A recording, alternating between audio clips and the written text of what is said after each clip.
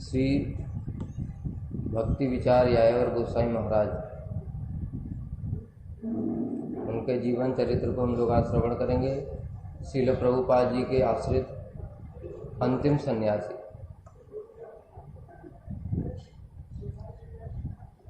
श्रील भक्ति विचार यायावर गोस्वामी महाराज जी के पूर्वज मूलतः उड़ीसा से थे, किंतु उनके पितामह वहाँ से स्थानांतरित होकर के पश्चिम बंगाल के मेदिनीपुर जिले में आ गए।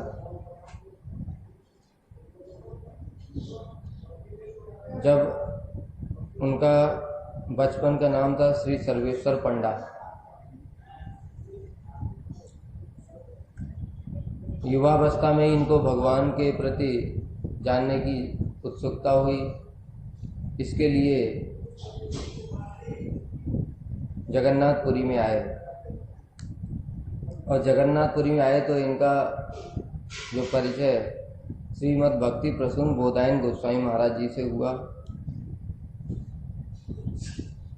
उन्होंने इनको श्रील प्रभुपाद की शिक्षाएं,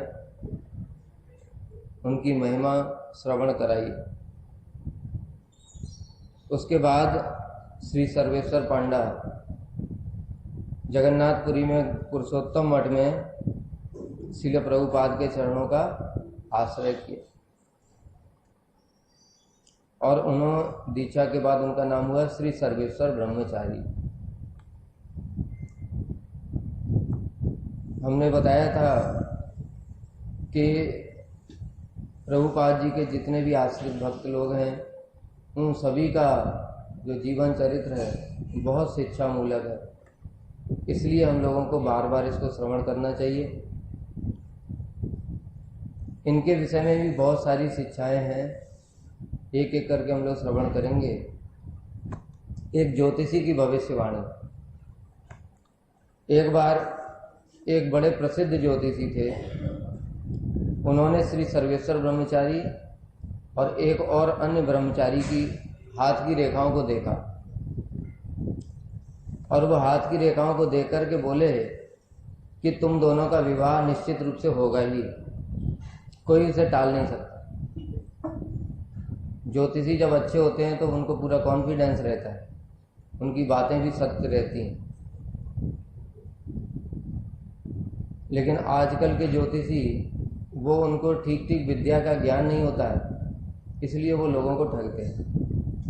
लेकिन जिनको सच में विद्या का ज्ञान होता है, ज्योतिष विद्या का, वो भूत वर्तमान और भविष्य सब कुछ ठीक ठीक बता देते हैं। ऐसे अनेक सारे प्रमाण हैं।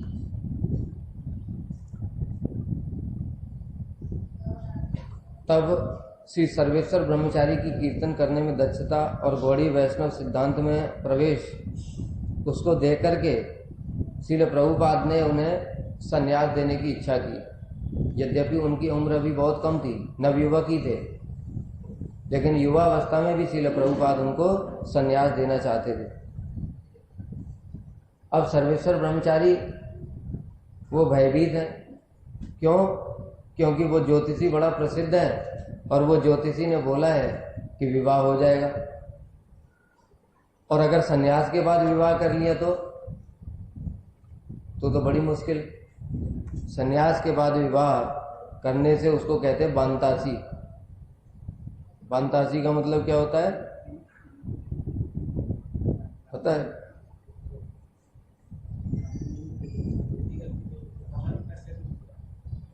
जो उल्टी करने के बाद उसको चाट लेता है। कितनी घृणित वस्तु है। उल्टी करने का तात्पर्य क्या हुआ? ये विषय भोग इत्यादि किसके समान है? उसी के समान है, उल्टी के समान, विष्ठा के समान। और उनको एक बार छोड़ दिया, छोड़ने के बाद फिर से उनको खा लिया, इसलिए उनको कहते हैं बांतासी। तो इसको बहुत ही घृणित माना गया, इसलिए वो भयभीत हो गए कि प्रभुपाद अब गुरुजी संन्यास देना चाहते हैं। ये भी बड़ा मुश्किल, बड़ी दुविधा वाली स्थिति है। एक तरफ गुरु संन्यास देना चाहते हैं, दूसरी तरफ ज्योतिषी कह रहा है कि तुम्हारा विवाह हो जाएगा। ऐसे में क्या किया जाए? ये ऐसे ही शिष्य की परीक्षा होती है। भगवान की भक्ति प्राप्त करना इतना आसान बात नहीं है। हम जिस लेवल पर हैं उस लेवल के अनुसार भगवान बहुत परीक्षा लेते हैं, और जितने ऊपर बढ़ते चले जाएंगे उतनी परीक्षाएं भी बढ़ती चली जाएंगी। यहाँ पर क्या परीक्षा है? गुरु के वचनों में निष्ठा, विश्वास, और एक है ज्योतिषी के वचनों में निष्ठा और विश्वास। दोनों में से किसके वचनों में कितनी अधिक श्रद्धा है, ये परीक्षा है। अगर इस परीक्षा में फेल हो गए तो फिर वहां से ऊपर नहीं उठ पाएंगे आगे। तो वो सोचने लगे कि कहीं ऐसा तो नहीं है कि मेरे हृदय में कहीं सुप्तावस्था में कोई विवाह करने की कामना बची हो, उसी को पूरा करने के लिए मेरे प्रारब्ध में इस प्रकार से लिखा गया। तब श्रील प्रभुपाद ने उनको बताया कि देखो, सन्यास का मतलब क्या होता है। सन्यास का मतलब होता है सम्यक रूपेण न्यास। सम्यक रूपेण न्यास मतलब कि जागतिक समस्त वस्तुओं को परित्याग करके श्री कृष्ण के चरण कमलों में पूर्ण रूप से शरणागत होना, ये सन्यास का मतलब है।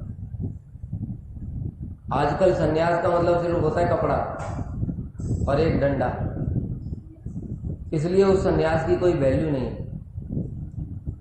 कलयुग में वैसे भी कर्म सन्यास को तो निषेध किया गया है, ज्ञान सन्यास भी निषेध किया गया है, भक्ति सन्यास तो कभी निषेध हो ही नहीं सकता। क्यों नहीं निषेध हो सकता बताओ? भक्ति सन्यास कभी किसी भी युग में निषेध नहीं हो सकता।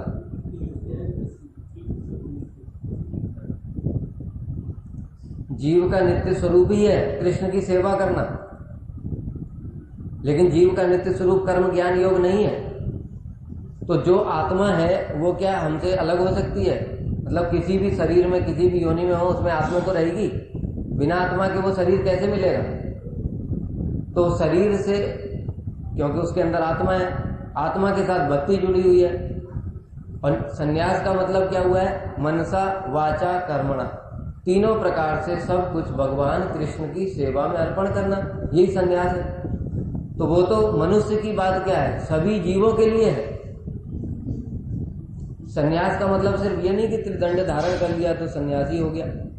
कोई भी अगर, जैसे कि भरत महाराज है, वो हिरण बन गए, हिरण बनकर भी भजन, भगवान का ही भजन करते हैं, कुछ और तो सोचते नहीं, तो वो तो सन्यासी है। हिरण की योनि में भी सन्यासी। सन्यास का मतलब यही देखो, वैष्णव विचार और एक लौकिक विचार, स्मार्ट इत्यादि में कितना बड़ा डिफरेंस होता है। कभी कोई स्मार्ट व्यक्ति ये बात कह सकता है कि कोई हिरण भी सन्यासी, इसने सन्यास ले लिया? कभी नहीं कह सकता। क्यों? क्योंकि वो तो शरीर को देखते हैं सन्यास से संबंधित। सन्यास का संबंध उनके लिए शरीर मात्र से, लेकिन भक्ति में तो शरीर का कोई संबंध नहीं। जिसने अपना तन मन धन सब कुछ कृष्ण के लिए अर्पण कर दिया, कोई भी क्यों ना हो, वही सन्यासी। देखने में क्या लग रहा है? जनक महाराज तो सन्यासी नहीं है, कौन है? गृहस्थ है।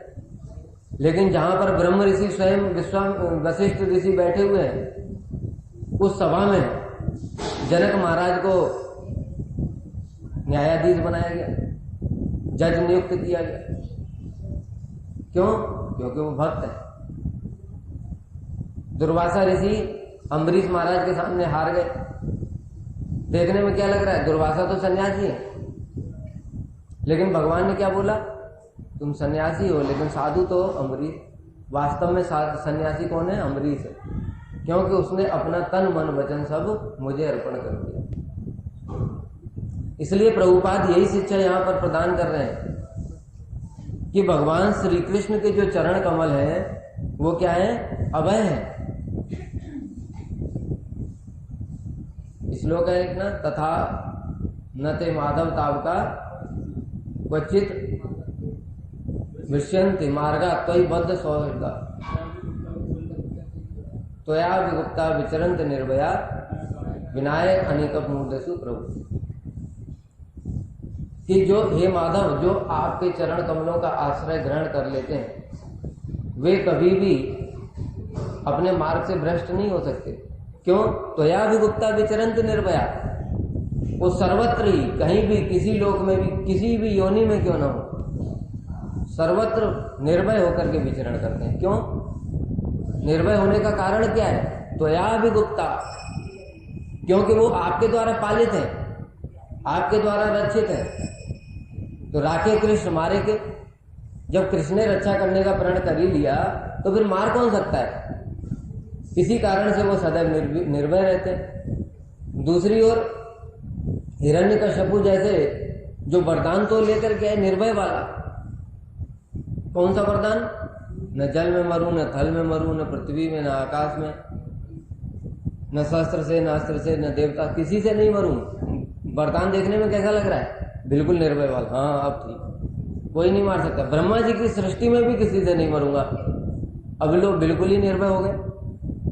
देखने में तो लग रहा है कि निर्भय हो गए, लेकिन वास्तव में निर्भय हुआ? एक 5 साल के बच्चे से भयभीत हो गया वो। जब वो प्रहलाद को मार नहीं पाया सब प्रकार से तो डर गया वो। भागवत में स्पष्ट वर्णन आया है कि वो भयभीत हो गया कि मैं किसी प्रकार से इसको मार नहीं पाता हूं, इसके पास कौन सी शक्ति है, और चलो मार नहीं पाता हूं, किसी प्रकार से इसको हृदय को बदल दूं, वो भी नहीं कर पा रहा हूं। मैं अमर होने पर भी इसको बदल नहीं पा रहा हूं, और ये छोटा बालक 5 साल का होकर के सारे बालकों को भड़का देता है, ये उनको बदल देता है। मैं उल्टा देख रहा हूं कि मेरे पास सारी शक्ति है बदलने की, लेकिन मैं बदल नहीं पाता। और ये बालक है कि इसके पास कोई शक्ति नहीं, कोई तपस्या नहीं की, कोई वरदान नहीं है, और ये सबको बदल भी देता है, मरता भी नहीं है। भयभीत हो गया वो। क्यों? क्योंकि भगवान के द्वारा रक्षित नहीं। और दूसरी ओर प्रहलाद महाराज, हिरण्यकश्यपु जो देखने में अमर लग रहा है, उसके सामने भी भयभीत नहीं, उसकी गोद में बैठकर उसके मुंह के ऊपर सत्य बोल देते कि विष्णु की भक्ति सबसे श्रेष्ठ है। यह निर्भय होने, राखे कृष्ण मारे। इसलिए कृष्ण ने जब रक्षा करने का प्रण कर लिया तो कौन मार सकता है? अश्वत्थामा ने कहा नहीं, ये ब्रह्मास्त्र तो मैं वापस नहीं करूंगा। तुम लोगों ने मेरे पिताजी को मारा, इसलिए इसका बदला लूंगा, तुम्हारा वंश ही नष्ट कर दूंगा मैं। पांडवों की 5 संतानें थी, वो तो पहले ही रात में उनका गला तो काट ही दिया था। अब बचा कौन? उत्तरा का घर। उत्तरा के घर में पांडवों का वंशज पल रहा है, इसलिए उसने ब्रह्मास्त्र को डाइवर्ट कर दिया उत्तरा के गर्भ की ओर। जब सुनने पर भी सबने समझाया पर वो सुनता नहीं, मानता नहीं, तो भगवान ने क्या बोला? अच्छा ठीक है, तो तू सोच रहा है कि तू इसको मार देगा ब्रह्मास्त्र से? ठीक है, तू कोशिश कर ले, अब मैं दिखाता हूं तुझे कि मैं इसको कैसे रक्षा करता हूं। भगवान ने सुदर्शन छोड़ दिया। सुदर्शन ने ब्रह्मास्त्र को रोक दिया, और स्वयं भगवान, देखो कितने भक्त वत्सल है भगवान, स्वयं भगवान उत्तरा के घर में प्रवेश कर गए, और घर में प्रवेश करके जो परीक्षित महाराज थे उनको अपने शंख के द्वारा ऐसे ढक दिया, जिससे कि जो ब्रह्मास्त्र का तेज भी है वो भी उन तक ना पहुंच सके। और तेज को, उस ब्रह्मास्त्र के तेज को निस्तेज करने के लिए गर्भ के अंदर ही उन्होंने गदा घुमाई। इस प्रकार से परीक्षित महाराज का कुछ भी बिगड़ा नहीं, ब्रह्मास्त्र निस्तेज हो गया, अश्वत्थामा कुछ भी नहीं कर पाया। तो यहां पर श्रील प्रभुपाद यही कह रहे हैं कि इस प्रकार से विश्वास होना चाहिए कि अब हमने कृष्ण के चरणों में शरण ले ली, अब हमको क्या भय हो सकता है? क्योंकि सारे भय भी उनसे भयभीत रहते हैं। कालश्चरत मद भयात्, सब किससे भयभीत है? काल से। क्यों? क्योंकि काल सबको मार देगा। ब्रह्मा जी की भी आयु आ जाएगी, वो भी काल से भयभीत रहते हैं, लेकिन वो काल भी भगवान से भयभीत होकर के चलता है। इस प्रकार से जब श्रील प्रभुपाद जी ने उनको बताया तो अपने गुरु के वचनों में विश्वास श्रद्धा करके उन्होंने 1936 में संन्यास ग्रहण किया। संन्यास के पश्चात उनका नाम हुआ श्रीमद् भक्ति विचार यायावर गोस्वामी महाराज। अब जो पहला जो बात चली थी जहां से कि वो जो ज्योतिषी ने बोला था उसका ज्योतिष का क्या होगा, तो वो जो ज्योतिषी था बताया कि वो ऐसा ढोंगी नहीं था आजकल के पाखंडी ज्योतिषियों की तरह, वो बिल्कुल ठीक ठीक बोला था। जो दूसरा ब्रह्मचारी था, 2 ब्रह्मचारियों के लिए बोला था, एक इनके लिए सर्वेश्वर ब्रह्मचारी के लिए, एक दूसरे ब्रह्मचारी के लिए। वो दूसरा ब्रह्मचारी ने बाद में विवाह कर लिया। नाम नहीं लिखा है इसलिए तो नहीं बता रहा हूं। लेकिन जब वही बहुत समय के पश्चात फिर से वही ज्योतिषी मठ में आया, और उस समय तो इन्होंने संन्यास ले लिया था, और फिर से उनका जो हाथ की हस्तरेखाएं देखी तो देख करके बड़ा आश्चर्यचकित हो गया, और आश्चर्यचकित होकर के कहने लगा, मुझे समझ नहीं आ रहा कि मैं क्या कहूं। आपकी हस्तरेखाओं के साथ साथ आपके भाग्य का भी परिवर्तन हो गया है। यानी पहले क्या था, हस्तरेखा के अनुसार गृहस्थ जीवन, और अब वो गृहस्थ जीवन तो छूट ही गया, अब क्या हो गया है, संन्यास। पूरा भाग्य ही बदल गया। मैंने वैष्णवों से श्रवण किया है, ये हम लोगों के लिए बहुत बहुत शिक्षाप्रद मूलक चरित्र है, क्योंकि सभी भक्तों के जीवन में ऐसी बातें आनी ही आनी, क्योंकि हम सभी कर्म के अधीन है। हम अभी भाव अवस्था में तो पहुंचे नहीं, जब तक भाव अवस्था में नहीं पहुंचे तब तक कर्म के अधीन है। हमारे अपने प्रारब्ध है, पाप और पुण्य है, वो सब भोग करने ही है।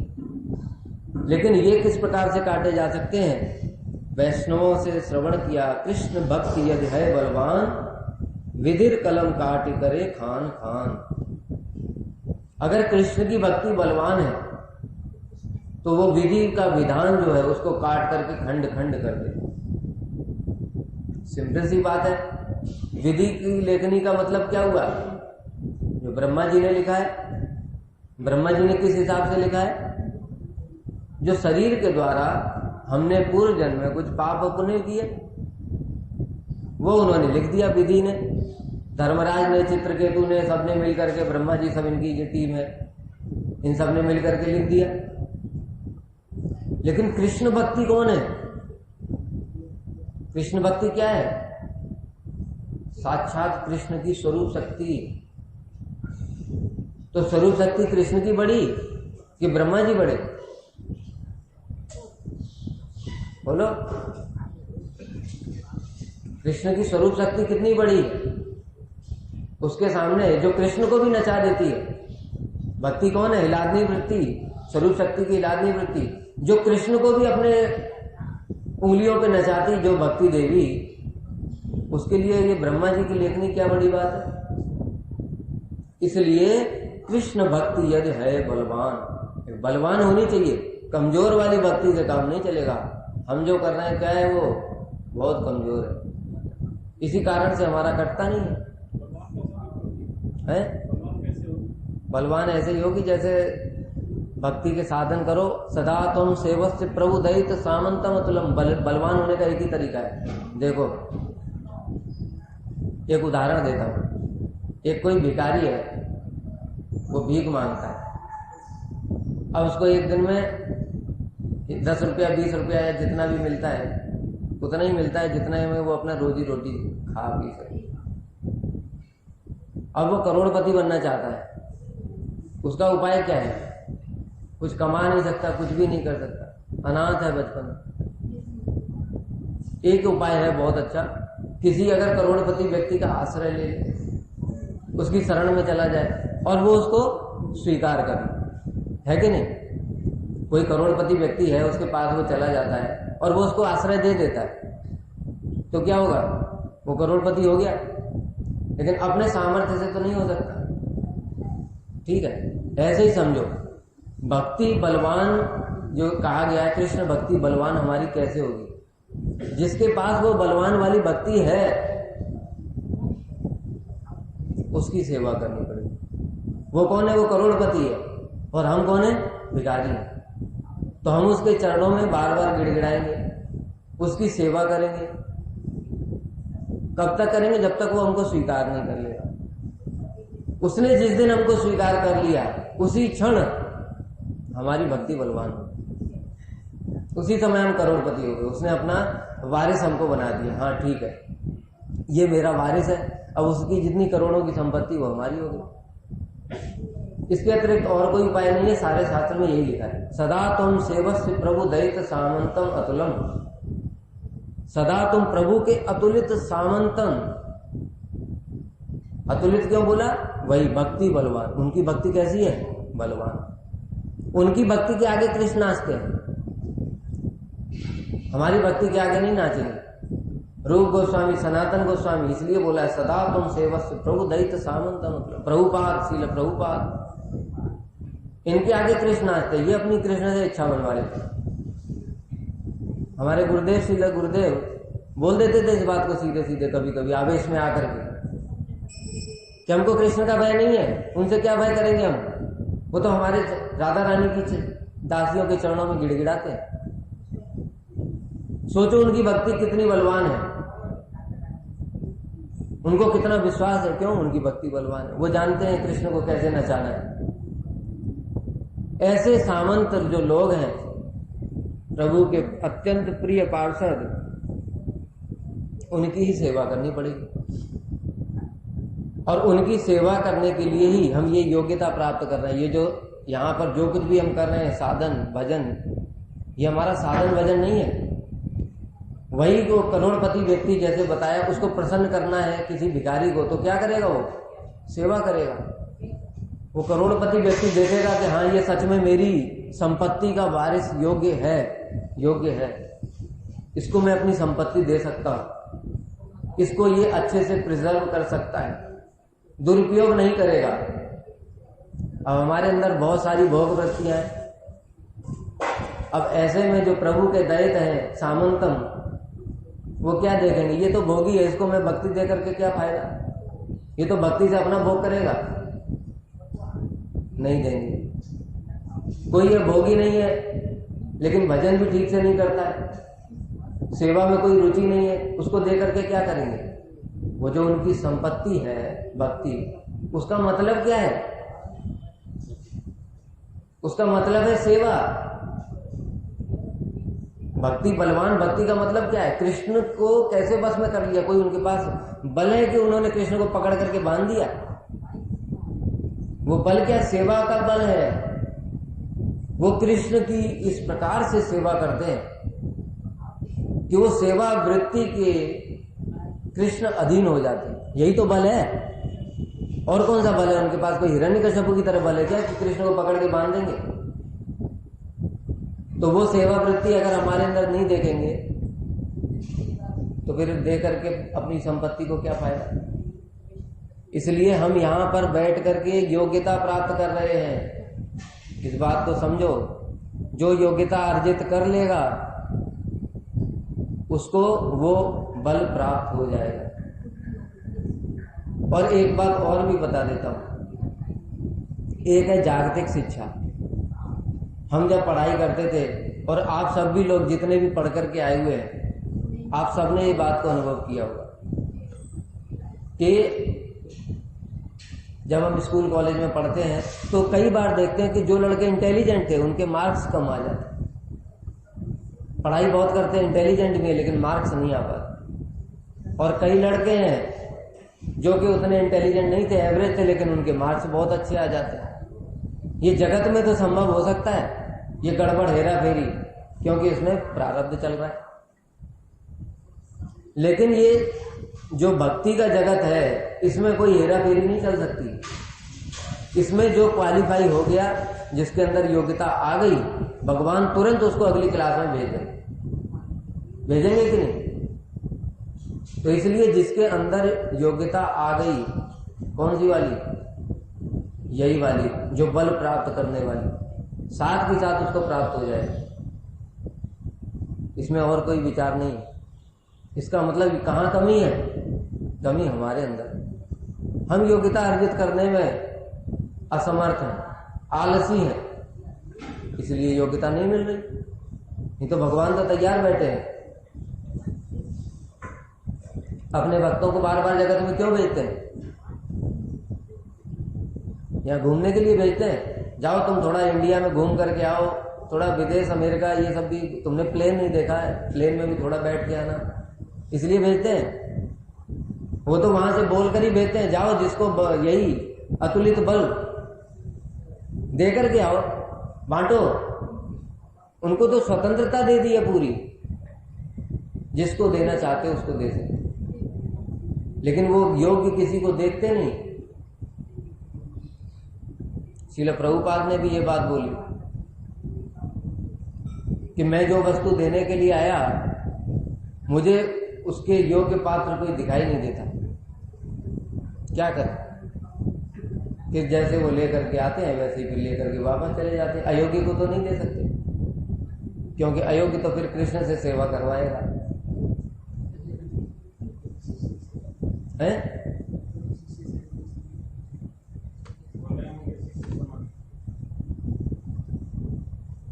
उनके शिष्य तो समर्थ थे, लेकिन प्रभुपाद ने ऐसे हेजिटेट नहीं बोला।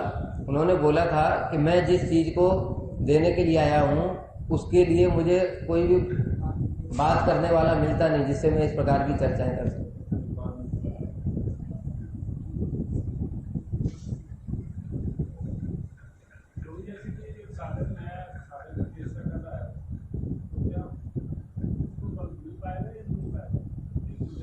चेष्टा ठीक डायरेक्शन में होगी तो मिलेगा।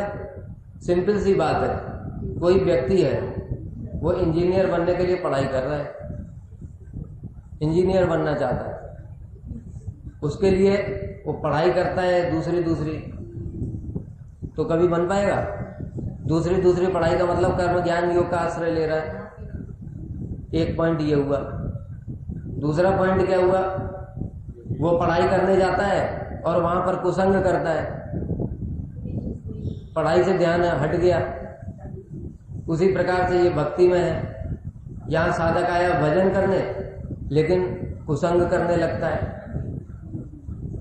ये दूसरा पॉइंट हुआ। इंजीनियर बन पाएगा? नहीं बन पाएगा। तीसरा पॉइंट हुआ, पढ़ाई करने जाता है लेकिन उतना गंभीर नहीं है, अपना सब कुछ लगाता नहीं है उसमें। जितना देर टीचर ने पढ़ाया उतनी देर पढ़ूंगा बस। उसी प्रकार से हम भक्ति में आ गए, सवेरे कथा कीर्तन में जबरदस्ती बिठा दिया उतना ही करेंगे, शाम को बिठा दिया उतना ही करेंगे। हम लोग इसी कैटेगरी में, उसके अलावा नहीं पढ़ेंगे।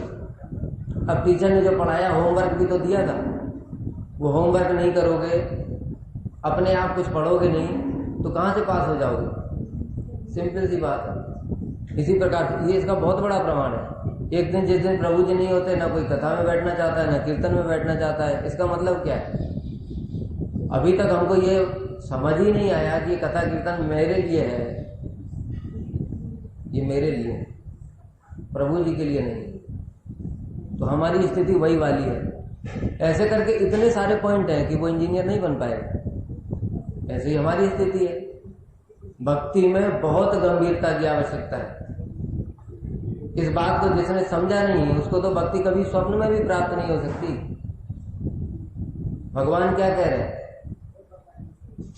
कि राजन पति गुरु अलम, सुखदेव गोस्वामी कह रहे हैं परीक्षित महाराज, भक्ताम यदुनाम दैवम प्रिय कुलपति कम च किंकरो अस्तु एवं अंग भगवान भजताम मुकुंदो मुक्तिम ददाति कर्चित। भगवान तो इतना ज्यादा इस मामले में बिल्कुल स्पेसिफिक है, बिल्कुल परख कर देख रहे हैं। जरा सी एक लेस मात्र भी इच्छा हो गई इसकी मुक्तिम ददाति, साथ ही साथ मुक्ति दे देंगे। जो भगवान इतना बड़ा तराजू लेकर के बैठे हैं जिसमें प्रिसीजन, इतना हाई प्रिसीजन है।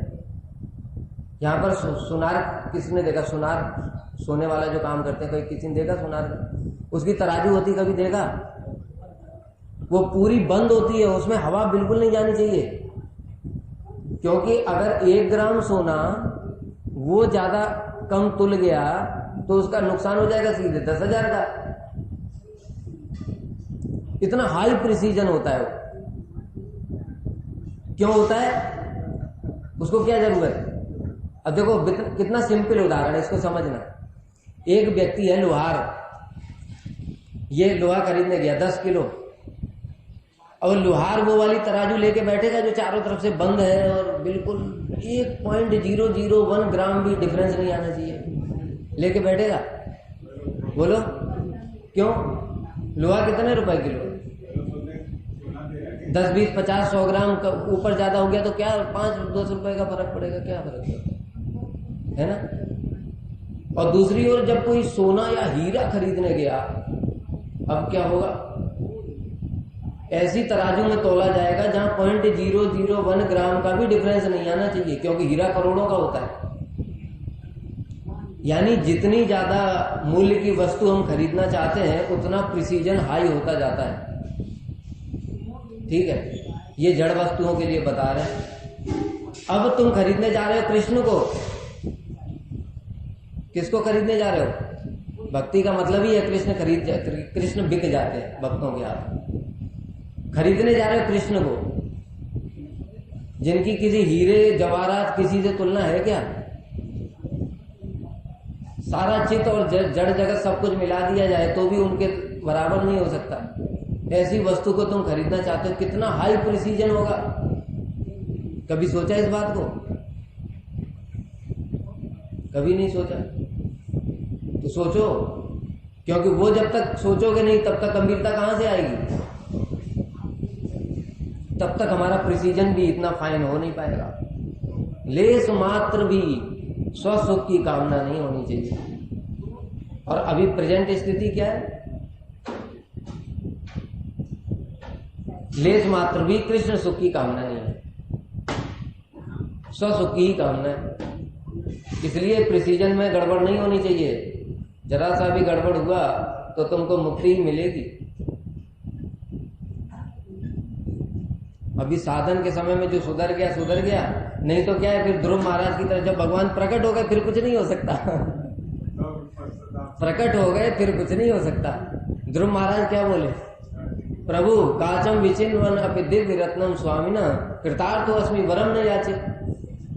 मैं तो राज्य मांगने आया था, कंचा, कांच का टुकड़ा। राज्य क्या है? कांच का टुकड़ा। और बदले में मुझे दिव्य रत्न स्वयं आप प्राप्त हो गए, मैं तो कृतार्थ हो गया प्रभु, अब और वर नहीं चाहिए। तो भगवान ने कहा ना बेटा, अब कुछ नहीं हो सकता। क्यों?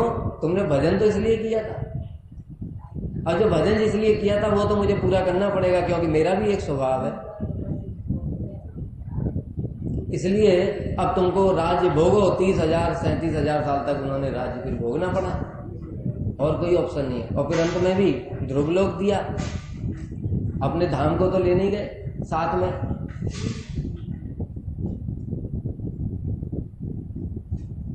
इसलिए कृष्ण भक्ति यदि है बलवान, विधिर कलम काटी करे खान।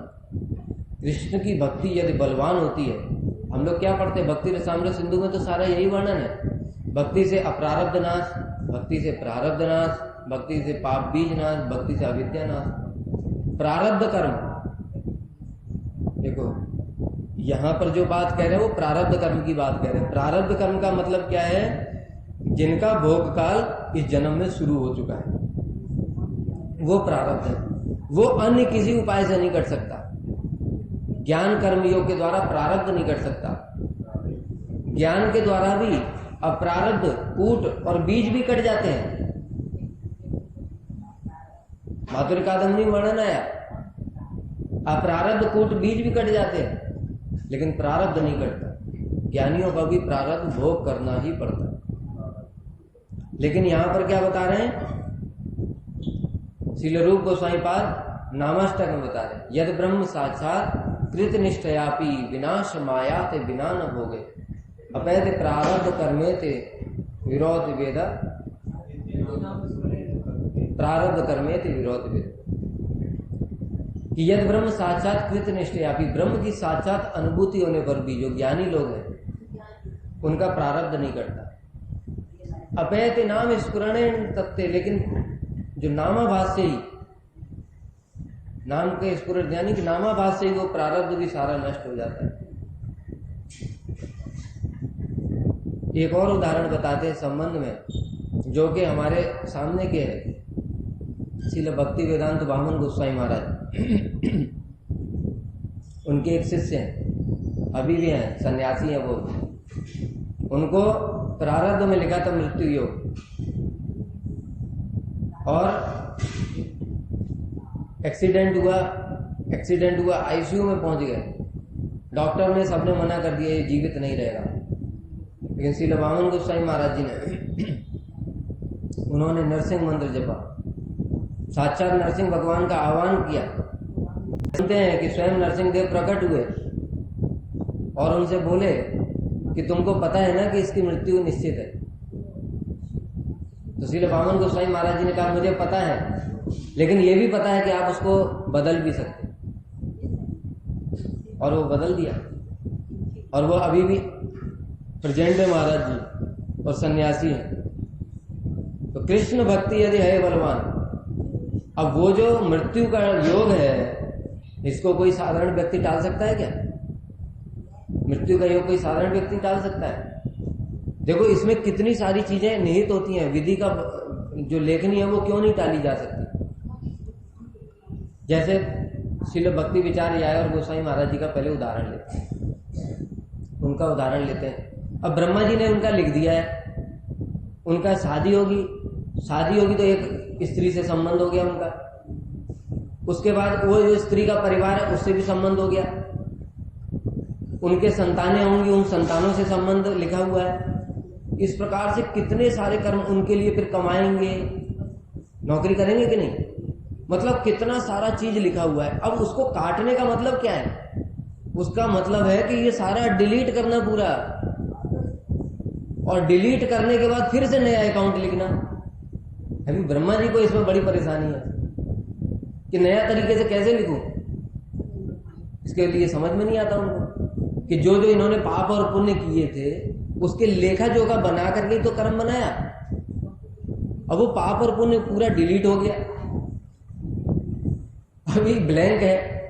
अभी ब्रह्मा जी फिर कैसे हिसाब से उसको क्या करें, मतलब आगे जो उसको भोग करना है कुछ भी, वो कैसे लिखें? ये ब्रह्मा जी के लिए समस्या हो जाती। विधि यानी यमराज धर्मराज जो भी इसका अकाउंट लेखा जोखा रखते हैं, इसलिए ये साधारण बात नहीं है। इसीलिए प्रारब्ध कर्म नहीं कटता है। कहते हैं ज्ञानियों को भी कहते हैं भोगो तुम, हम अपना चेंज नहीं करेंगे, जो लिख दिया वो लिख दिया बस, इसको चेंज करके फिर क्या लिखना है हमको पता नहीं। लेकिन भगवान कौन है? सर्वशक्तिमान। उनकी शक्ति कैसी है? वो एक सेकंड में कोटि कोटि बार ये ब्रह्मांड को नष्ट करके फिर सृजन करके फिर नष्ट करके फिर सृजन करके कितनी भी बार कर सकते, अनंत बार कर सकते। सिर्फ एक प्रारब्ध लिखना तो दूर की बात है, बहुत छोटी बात हो गई। मैं क्या बोल रहा हूं? अनंत ब्रह्मांडों को भगवान एक क्षण में बार बार प्रलय करके सृजन कर सकते हैं, कितनी भी बार कर सकते हैं। उनकी शक्ति कैसी है, इसलिए वो उनके लिए ये सब बहुत छोटी बात है। इसलिए जो भी भक्ति करता है तो वो ब्रह्मा जी का लेखनी को काट करके फिर भगवान अपने हिसाब से लिख देते हैं उसमें। ब्रह्मा जी के बस की नहीं है फिर से लिखना, उन्होंने तो जो लिख दिया वो फिक्स हो गया, और उसको चेंज करना उनके लिए संभव नहीं है, भगवान चेंज कर देते हैं। अब इसी प्रकार से जो अभी श्रील वामन गोस्वामी महाराज जी के शिष्य के विषय में बताया, अब उनकी मृत्यु लिख दी। मृत्यु लिख दी यानी मान लो 20 साल में मृत्यु है। अब अभी उनकी उम्र हो गई 70 साल, तो ये जो 50 साल में उनको क्या क्या कर्म अभी होने हैं, भोग करने हैं, वो फिर ब्रह्मा जी कैसे लिखेंगे? बड़ा मुश्किल काम है, लेकिन भगवान के लिए कुछ मुश्किल नहीं। इसलिए प्रारब्ध कर्म किसी भी प्रकार से कट नहीं सकते, लेकिन भगवान के अंदर इतनी शक्ति है, अचिंत्य शक्ति, जिसकी कोई चिंता ही नहीं कर सकता। रासलीला हो रही थी तो कृष्ण वही रात कितनी बड़ी होती है, 12 घंटे की, वही रात ब्रह्मा जी के एक दिन के एक रात्रि के बराबर कर दी। वो ब्रह्मा जी की रात्रि हो गई। ब्रह्मा जी की रात्रि मतलब समझते हो? और पेन कॉपी है,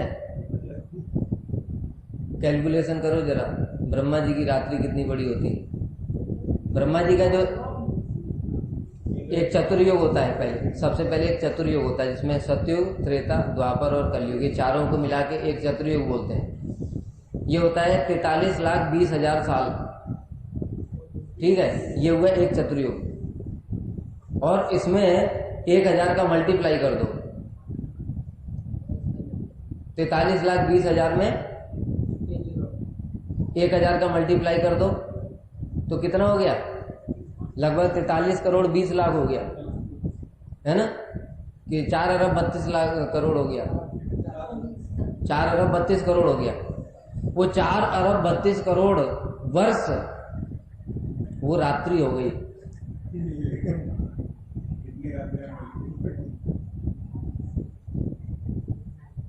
कुछ समझ में आता है? ये अचिंत्य शक्ति है भगवान। तो भगवान रात्रि को इतना बड़ा कर सकते हैं तो 50-60 साल की उम्र को बढ़ा देंगे, उसमें कौन सी बड़ी बात हो गई? भगवान के लिए कुछ बड़ी बात नहीं है, ब्रह्मा जी के लिए बहुत बड़ी बात, बहुत हेडअप हो जाएगा, टेंशन हो जाएगी। कहाँ से इतना नया कर्म ला करके उसमें लगाएंगे उनके अकाउंट में, है ना?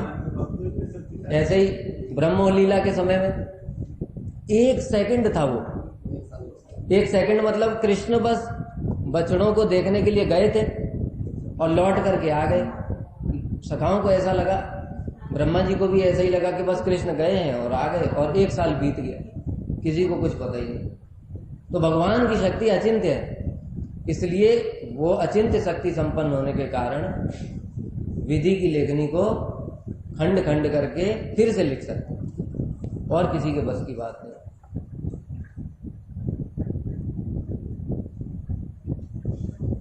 भक्ति वास्तव में किसी के भाग्य को परिवर्तित कर सकती है।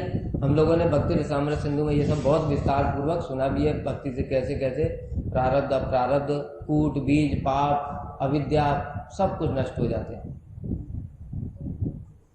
एक और बहुत अच्छी शिक्षा है, आज यही हो पाएगा।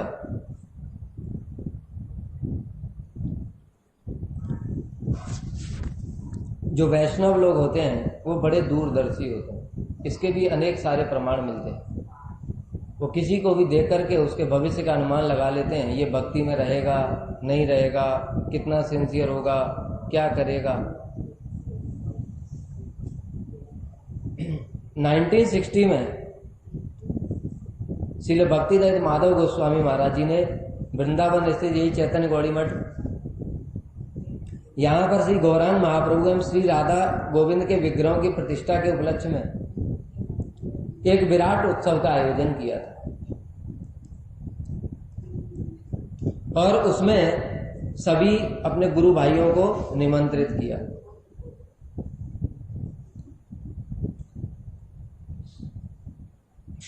उत्सव के समय एक धर्म सभा का आयोजन हुआ। जैसे कि हम सभी लोग देखते ही हैं कि जब भी कोई उत्सव होता है हमारे यहाँ तो धर्म सभा होती है, उसमें सारे भक्त लोग किसी विशेष टॉपिक पर अपनी अपनी कथा बोलते हैं। तो एक अत्यंत नवीन सन्यासी, जो कि नया सन्यासी था, युवक था और सुशिक्षित था, पढ़ा लिखा विद्वान भी था, उसने अंग्रेजी भाषा में कथा बोली और कथा बहुत सुंदर तरीके से बोली, और उसमें शास्त्र के बहुत सारे श्लोक भी बोले बीच बीच में। इस प्रकार से उसकी सुंदर पद्धति की कथा सुन करके सभी लोग बड़े प्रभावित हुए। अगले दिन जैसे साधु लोग बैठे होते हैं, चर्चा करते हैं कि उन्होंने, वो महाराज ने बड़ी अच्छी कथा बोली। हम लोग आपस में पूछते हैं ना, जब किसी तिथि में जाते हैं किसने क्या कथा बोली, तो ये महाराज ने ऐसे बोला, ये महाराज ने ऐसे बोला। रूप गोस्वामी की तिथि में बोलते हैं हम लोग, इन्होंने बड़ी अच्छी कथा बोली, विशेष बात बताई। इसी प्रकार से चर्चा चल रही थी। तो श्री प्रभुपाद जी के एक शिष्य श्री भक्ति विकास ऋषिकेश गोस्वामी महाराज, वो उस सन्यासी की प्रशंसा करने लगे कि देखो युवक होने पर भी उसने कितने सुंदर प्रकार से कथा बोली।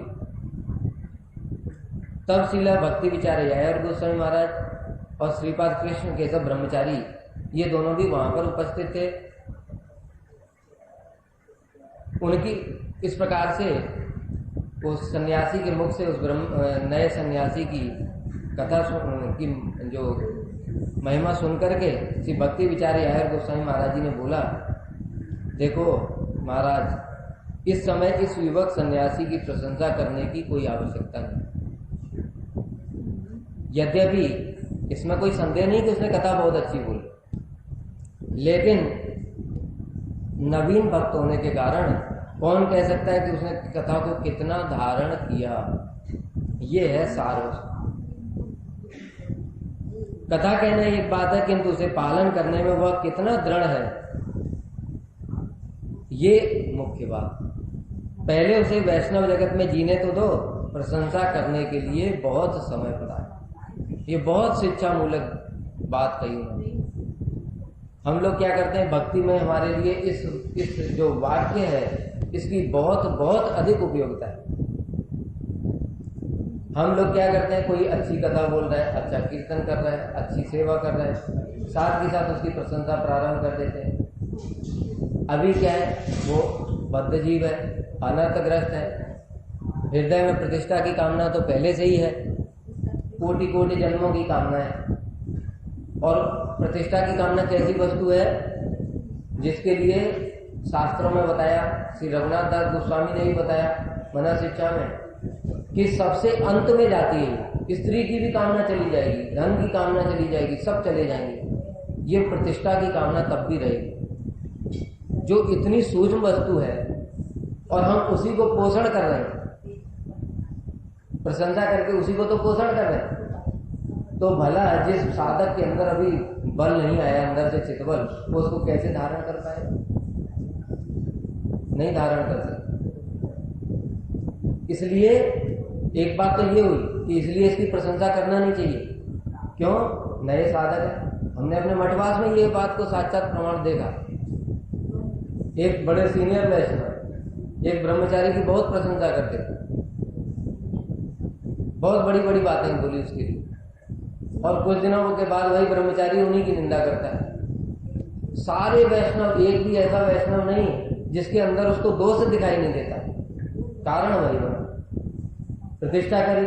अब वो सोचता है कि मैं ये सारे आचरण करता हूँ, ये वाला आचरण ये नहीं कर रहा है, मैं ये वाला आचरण करता हूँ, ये वाला आचरण ये वैष्णव नहीं कर रहा। उसको अपना आचरण दिखाई देता है। क्यों? लोगों ने प्रशंसा कर, आप इतना अच्छा कीर्तन करते हैं, आप इतनी अच्छी कथा करते हैं, आपके अंदर दीनता है, आप इतनी सेवा करते हैं। अब ये जितनी बातें बोली उसके दिमाग में रिकॉर्ड हो गई। अब वो जो रिकॉर्डिंग है वो प्ले हो जाती है ऑटोमेटिक, और जब वो प्ले हो जाती है दीनता वाली, तो उसने दूसरे सीनियर वैष्णव को देखा, ये 40 साल हो गए, इसके अंदर अभी दीनता नहीं आई, मेरे अंदर तो 1 साल नहीं आ रही। ये 20 साल से मठ में रह रहा है, कथा सुनता है, फिर भी कथा नहीं बोल पाता, मैं तो 1 साल में बोल लेता हूँ। इसलिए यहां पर बोला उन्होंने शिक्षा, एक शिक्षा बताई, दूसरी शिक्षाएं और भी हैं। पहली शिक्षा क्या बताई? इसीलिए ज्यादा प्रशंसा करने में किसी की जल्दबाजी नहीं करना। महाराज क्या बोले? सारा जीवन तो पड़ा है, पहले देख तो लो उसको। और उन्होंने ये बात भी बोली कि वैष्णव जगत में जीने तो दो। जीने तो दो का मतलब क्या है? कम से कम उसको 10-20 साल वैष्णव जगत में रहने दो, उसके अंदर थोड़ा भक्ति बल आने दो, तो गुण तो अपने आप ही आ जाएंगे। यस्यास्ति भक्ति भगवती अकिंचना सर्वै गुणी तत्र समाचते सुरा। जब सारे गुण आ जाएंगे तब प्रशंसा कर लेंगे। कितनी जल्दबाजी क्या है? उससे क्या होगा? उसका कल्याण होगा। एक बात ये। दूसरी बात, महाराज ये तो देखो उसने कथा को कितना धारण किया, ये बहुत बहुत मुख्य बात। कथा बोलना कोई बड़ी बात नहीं। जो भी लोग इंटेलिजेंट हैं, पढ़े लिखे हैं, विचार करो, ये तो साक्षात हम लोग प्रत्यक्ष प्रमाण देखते हैं। जितने भी कथा वाचक है अधिकतर वो सब पढ़े लिखे हैं, जो मैनेजमेंट स्किल से आए, इंजीनियरिंग स्किल से आए। अगर वो भक्ति में आ गए तो बहुत जल्दी सीख लेते हैं, क्योंकि उनको वहां सिखाया ही जाता है बोलना। इंजीनियरिंग कॉलेज में, मैनेजमेंट कॉलेज में खड़ा कर करके सेमिनार होते हैं, डिबेट्स होते हैं, उनको ये सब बोलना सिखाया जाता है। अब उन्होंने भक्ति के सिद्धांत को सीख लिया, ट्रिक उनको पहले से ही पता है, उनके जैसा कौन बोल पाएगा? अब ये सिर्फ सुन करके, उनकी कथा सुन करके कोई कहता है वाह बहुत भक्त है, ये मूर्खता है। भक्ति से इसका कोई संबंध नहीं है। वो जो मैनेजमेंट, जो स्पीकिंग स्किल्स थी, उसको इसने सिर्फ एक, उसका जो सब्जेक्ट था वो डाइवर्ट हो गया। ऐसे मान लो पहले वो जो सब्जेक्ट पढ़ता था उस पर बोलता था, उसका एक और सब्जेक्ट बढ़ गया भक्ति। अब वो भक्ति सब्जेक्ट पे भी बोलेगा तो वैसे ही बोलेगा, स्वाभाविक सी बात है, सब्जेक्ट ही तो चेंज हो गया, लेकिन स्किल्स तो वही है। इसलिए उसने कथा को कितना धारण किया। कथा सुनने से कुछ नहीं होता है। क्यों बोला गया अवैष्णव मुखोदगीर्णम पूतम हरिकथामृतम श्रवणम नैव कर्तव्यम सर्वोचिष्टम यथापय। जो वैष्णव नहीं है वो अगर हरि कथा बोलता है तो उसकी हरि कथा विष के समान। क्यों विष के समान है? क्योंकि जो भी कथा हम सुनते हैं, जिसके मुख से सुन रहे हैं, उसके जो संस्कार हैं वो उसके कथा के माध्यम से हमारे अंदर प्रवेश करते हैं, इसलिए हमारे अंदर वैसे ही गुण आ जाएंगे। अब ये जो व्यक्ति है जिसके अंदर स्किल्स बहुत है और उसके स्किल्स के पीछे प्रतिष्ठा की कामना है, तो प्रतिष्ठा की कामना वो कथा के माध्यम से हमारे अंदर प्रवेश कर जाएगी। और ऐसा बहुत अधिक होता है। लोग भक्ति का आचरण न देख करके क्या करते हैं, किसी प्रकार की जो बाह्य जो दिखावे वाली वस्तु है उन पर आकर्षित हो जाते हैं, फिर बाद में धोखा खाते हैं। बहुत देखा हमने, बाद में कहते ये वैष्णव तो ऐसा निकला, इतनी अच्छी कथा बोलने पर भी ऐसा हो जाता है। अरे अच्छी कथा से उसका जो आचरण है उसका तो कोई संबंध ही नहीं। बताया तो अच्छी कथा तो जो भी गुण है, एक जागतिक गुण, जैसे कि ये नेता लोग बोलते हैं, नेता लोग बोलते हैं बहुत अच्छा बोलते हैं, तो तभी तो इतने सारे पब्लिक को मूर्ख बना रहे हैं। 125 करोड़ लोगों को मूर्ख बनाना कोई आसान बात है क्या? हम क्या मूर्ख बनाएंगे लोगों को? हम तो 10 लोगों को भी समझा नहीं पाते, सही सही बात नहीं समझा पाते, और वो 125 करोड़ लोगों को गलत गलत बात समझा करके वोट ले लेते हैं। उनके अंदर कितनी बड़ी स्किल है, तो वो भी बहुत बड़ा भक्त हो गया। इसलिए आचरण देखना चाहिए। हमसे भी बहुत सारे लोग कहते हैं प्रभु जी आप इतनी अच्छी कथा बोलते हैं, आप शुद्ध भक्त हैं, क्या मूर्खता है बताओ? क्या कथा बोलने से कोई शुद्ध भक्त हो जाता है? ये इमोशंस की भक्ति में कोई स्थान नहीं। जो इमोशनल होकर के इस प्रकार की बातें करेगा उसको तो धोखा मिलना ही मिलना, फिर बाद में रोते। ऐसा बहुत बार होता है। कई सारे लोग वैष्णवों के प्रति इसी कारण से आकर्षित होते हैं, उनकी कथा कीर्तन के कारण। उनको समझते हैं बड़ा शुद्ध भक्त है, फिर उनके अंदर काम क्रोध मोह लोभ देख लेते हैं, फिर वो भक्ति ही छोड़ देते हैं। लेकिन जो व्यक्ति ठीक ठीक चीज समझ करके भक्ति हम किस लिए कर रहे हैं, क्यों कर रहे हैं? देखो हम जब मैं मठ में आया, बहुत विशेष शिक्षा मूलक बात, मठ में आया तो सबसे पहले प्रभु जी के पास ही आया, दुर्वासा में। उन्होंने मुझे पहली शिक्षा यही प्रदान की थी और मैंने उस शिक्षा को बिल्कुल ग्रहण किया और उसको अभी तक भी पालन करता हूं एज इट इज। यही शिक्षा प्रदान की थी कि देखो मैं तुम्हारे लिए भक्ति में सहायक हूं, लेकिन तुम मेरे प्रति ऐसे गुरु जी जैसी श्रद्धा नहीं करना। तुम्हारा जो भक्ति के केंद्र बिंदु है वो तुम्हारे गुरु जी हैं, मैं उसमें सहायता करूंगा जितनी भी मेरी योग्यता है। तो जैसा प्रभु जी ने कहा हमने उसको वैसा ही लिया। अब उनकी बात सुन करके या किसी भी ऐसे भक्त की बात सुन करके उनको महाभागवत मान लेना, फिर महाभागवत मान लेना, फिर उनमें दोष है बद्ध जीवों में, फिर वो बाद में दोष दिखते हैं, फिर कहते हैं कि नहीं तो बेकार है। जब भक्ति से इनका भी कुछ नहीं हुआ तो हमारा क्या हुआ? तो ये सारे जितने भी प्रॉब्लम्स हैं किसके साथ आती हैं? जो ठीक ठीक तरीके से इन वस्तुओं को नहीं समझते। इनको ठीक ठीक समझना पड़ेगा। यथा योग्य सम्मान की बात कही गई वैष्णव जगत में। वैष्णवों को समझने में समय लगाओ, 10 साल 20 साल कभी कभी पूरा जीवन भी लग सकता है। इसके बहुत सारे प्रमाण हैं। पूज्यपाद माधव गिरी प्रभु एक बात बताते,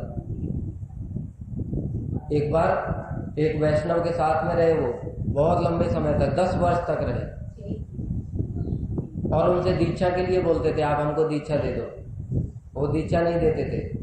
तो ये सुनकर देख करके सुन करके उनको और भी सम्मान हो जाता था कि देखो इसके अंदर बिल्कुल भी लेस मात्र भी प्रतिष्ठा की कामना नहीं है, ये शिष्य नहीं बना था। भाई आजकल तो शिष्यों के लिए मारा मारी है, झगड़े होते हैं, लेकिन बोलने पर भी शिष्य नहीं बनाता। यानी ये बहुत महाभागवत है। 10 साल बाद उनको समझ में आया कि ये ठीक नहीं है, व्यक्ति छोड़ करके चले आए। यहाँ पर आए, श्री गुरुदेव के संग में रहते थे।